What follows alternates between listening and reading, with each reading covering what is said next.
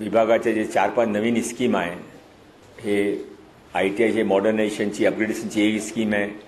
त्याशिवाय ते सर्व ठिकाणी आपण एक्स्ट्रा क्लासरूम देत आहे।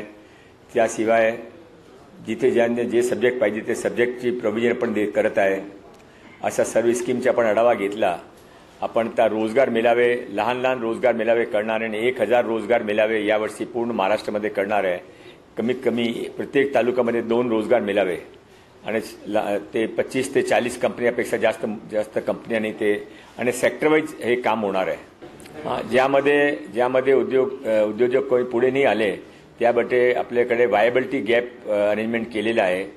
पण ते आपण स्वतः पण ITI चालणार, सर्व ITI प्रायव्हेट किंवा NGOने द्यायची असं काही धोरण नाही आहे।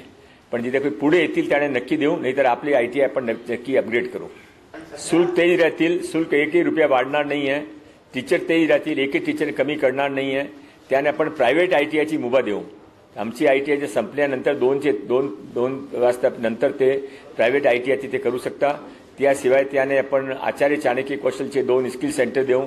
त्याशिवाय ज्याने असे अजून त्यांच्यासाठी हा विन विन सिच्युएशन आहे। वन वे आपण फक्त सरकारासाठी केला तर कोणी पुढे येत नाही। आपण अशी पॉलिसी तयार करण्याच्या प्रयत्नामध्ये आहे की लोकांना पण असा हवा आहे की ते आमचा मोठा लॉस नाही आहे, सामाजिक सेवा पण होईल पण चांगला काम पण होईल। नाही, स्किल सेंटर फार मोठी संख्यामध्ये आता मध्ये आपण 511 स्किल सेंटर ग्रामपंचायतामध्ये सुरू केला होता। महाराष्ट्रामध्ये 28,300 ग्रामपंचायत, एकही ग्रामपंचायत एकही स्किल सेंटर न होता। माननीय प्रधानमंत्री उद्घाटन केला। त्यानंतर आम्ही 500 सेंटर कॉलेजेसमध्ये सुरू केला।